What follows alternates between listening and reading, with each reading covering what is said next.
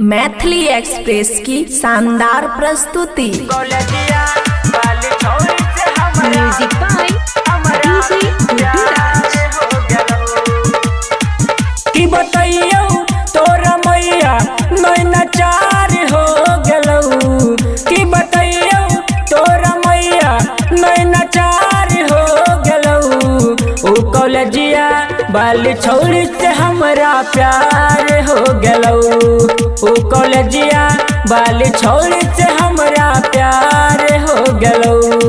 की बताइयो तोरा मैया नैना चार हो गेलौ।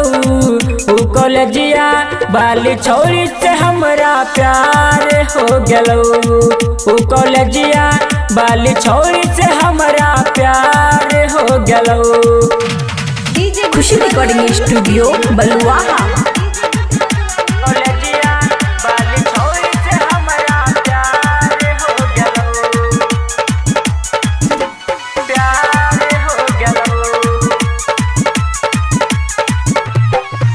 एगे पढ़े लगलियो हमें कॉलेजिया ओही होलो प्यार के नॉलेजिया। एगे पढ़े लगलियो हमें कॉलेजिया ओही होलो प्यार के नॉलेजिया। की बताइयो एक नजर में नैना चार हो गेलौ। की बताइयो एक नजर में नैना चार हो गेलौ। कॉलेजिया बाली छोड़ी से हमरा प्यार हो गेलौ। उ कॉलेजिया बाली छोड़ी से हमरा प्यार हो गेलौ। खुशी रिकॉर्डिंग स्टूडियो बलुआहा। कॉलेजिया बाली छोड़ी से हमरा प्यार हो गेलौ। प्यार हो गेलौ।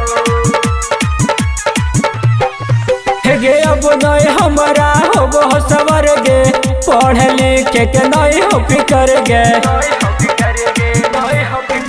गे अब नहीं हमरा होबो सवर गे पढ़े लिखे के नहीं हो फिकर गे। हमर पढ़ल लिखल मेहनत सब बेकार हो गेलौ। हमर पढ़ल लिखल मेहनत सब बेकार हो गेलौ। उ कॉलेजिया बाली छोड़ी से हमरा प्यार हो गेलौ। उ कॉलेजिया बाली छोड़ी से हमरा प्यार हो गेलौ। खुशी रिकॉर्डिंग स्टूडियो बलुआहा।